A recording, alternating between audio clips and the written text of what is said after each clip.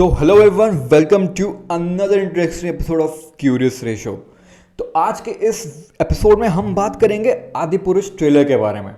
हम ये भी डिस्कस करेंगे कि कितनी क्या क्या मिसमैचेस हुए हैं। प्रॉबेबली मूवी के डायरेक्टर्स ने, प्रोड्यूसर्स ने बिल्कुल भी रिसर्च नहीं करी है, ठीक है। एंड प्रॉबेबली लोग इतना क्यों पागल हो रहे हैं इस ट्रेलर को देख के, ठीक है। तो एंड तक बने रहना, मैं आपको एक एक फैक्ट बताऊंगा इस मूवी के बारे में, कहाँ कहाँ पे चीज़ें गलत हुई हैं, कहाँ कहाँ पे चीज़ें सही होनी चाहिए थी, ठीक है। एंड तक बने रहना, मैं आपको एक एक चीज़ बताता हूँ। तो सबसे पहली चीज़ जो कि हम बात करते हैं कि इस मूवी को इतना बताया गया है कि हाँ, ये वीएफएक्स के मामले में बहुत ज़्यादा एकदम खतरनाक होने वाली है। मतलब कि कह सकते हो कि एकदम हॉलीवुड को टक्कर देने वाली है, ठीक है। अब रामायण जैसे एपिक को अगर आप एक मूवी में बनाना चाह रहे हो, प्रोबेबली पहली बात तो ये कि इतनी बड़ी रामायण को तीन घंटे की मूवी में आप कैसे कॉम्पैक्ट करके दिखाओगे। I don't know how will it make sense, but anyway.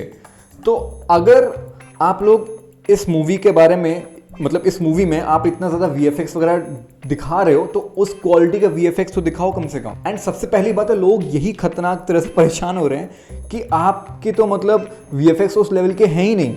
मतलब लोगों ने तो ये तक कहा है कि यार 2000 मतलब सन 2000 में जब शक्तिमान आया करता था, वो शक्तिमान का वीएफएक्स उससे ज़्यादा हुआ करता था, ठीक है।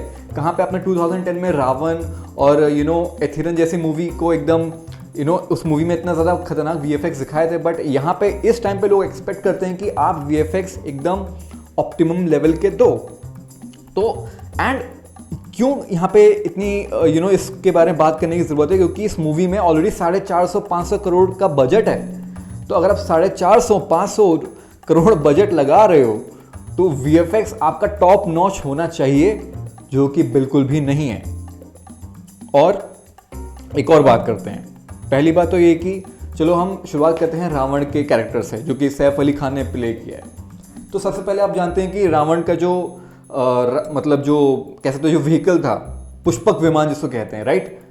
अब आप जैसे कि आप देख सकते हो, ये पुष्पक विमान दिख रहा है आपको, ये है, ये क्या है? ये पुष्पक विमान तो बिल्कुल नहीं दिख रहा है मुझे उल्टा दिखाया गया है कि ये वैम्पायर पे बैठा हुआ, ये एक वैम्पायर जैसे जो खतरनाक जो चमगादड़ होता है ना, चमगादड़ पे बैठ के ये रावण चल के आ रहा है, मतलब दौड़ के आ रहा है। तो या तो ये मेकर्स कंफ्यूज्ड हैं कि मतलब कि पुष्पक विमान को दिखाना चाहिए, आप एकदम स्टोरी लाइन से एकदम अलग ही कुछ दिखा दे रहे हो। तो कहाँ से ये चीज़ आ गई? कहाँ पे स्क्रिप्चर्स में लिखा हुआ है कि रावण जो है वो चमगादड़ पे बैठ के आया था? मुझे ये बता दो सिंपल। और दूसरी चीज़ ये है कि जैसा कि आप देख सकते हो कि हाँ, हमको ये पता था कि हाँ, राम जी की आर्मी ने रावण की आर्मी पर अटैक किया था, लड़ाई उड़ाई हुई थी पूरी खतरनाक तरह से, ठीक है। और यहाँ पे आप देख सकते हो कि रावण की आर्मी के जो लोग दिख रहे हैं, जो दानव लोग दिख रहे हैं, ये स्क्रिप्चर्स के हिसाब से दानव नहीं दिखा रहे हैं। ये ऐसा दिखा रहे हैं जैसे कि रेजिडेंट इविल की मूवी चल रही हो या पैरेट्स ऑफ कैरिबियन के ज़ॉम्बीज़ दिखाए जा रहे हैं, ठीक है। तो आप ज़ॉम्बीज़ दिखा रहे हो इसमें, ये ज़ॉम्बीज़ तो इस तरह से थे नहीं। अगर आप स्क्रिप्चर्स के हिसाब से, अगर आप प्रॉपर जो राक्षस का जो डिस्क्रिप्शन जो दिया गया है उसके हिसाब से, ये बिल्कुल भी नहीं है। और दूसरी एक और इम्पॉर्टेंट चीज़, हम अब हनुमान जी के डिस्क्रिप्शन को देखते हैं, ठीक है। अब हनुमान जी के डिस्क्रिप्शन में अगर आप देखोगे, तो अगर आपने हनुमान चालीसा अगर पढ़ी होगी, तो उसमें कंचन बरन बिराज सुबेसा, कानन कुंडल कुंचित केसा। इन लाइन्स अगर आप मीनिंग देखोगे तो उसमें साफ साफ बताया गया है कि हनुमान जी का रंग था एकदम सोने के समान था, मतलब उनसे एकदम गोल्ड की ऑरा निकलती थी, ठीक है।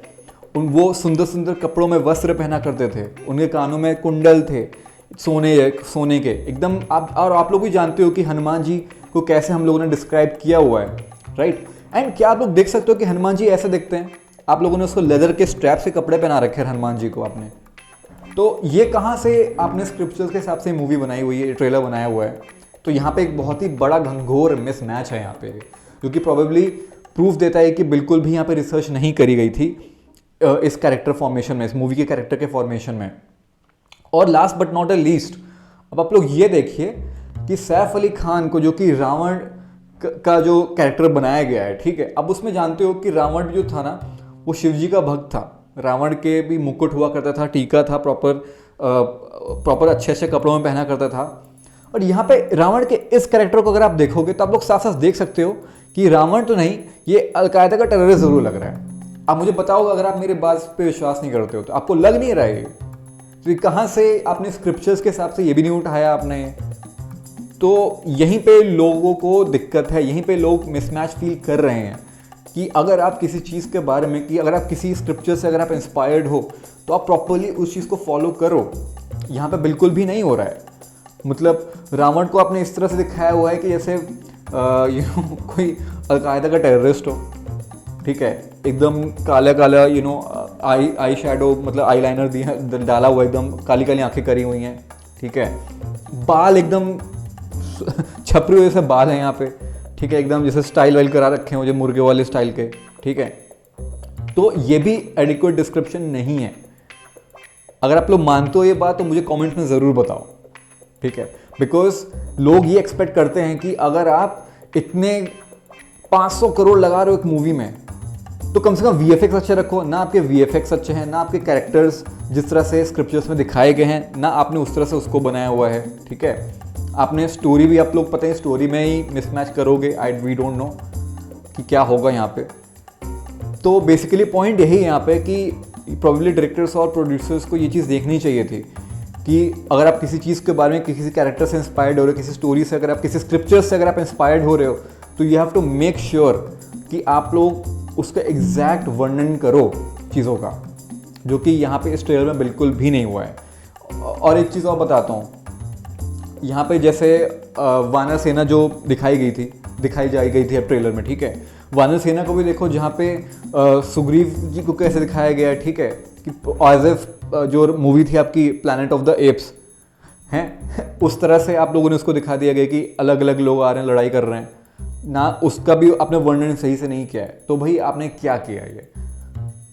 अगर ऐसे ही चलता रहा तो जैसे बॉलीवुड की सारी मूवीज़ पिट रही हैं, ये मूवीज़ भी पिटेंगी। डजेंट मैटर कि आप एक जिस हिसाब से आप लोगों के इमोशंस को ट्रिगर करना चाह रहे हो, तो वैसे तो नहीं होगा यहाँ पे ना।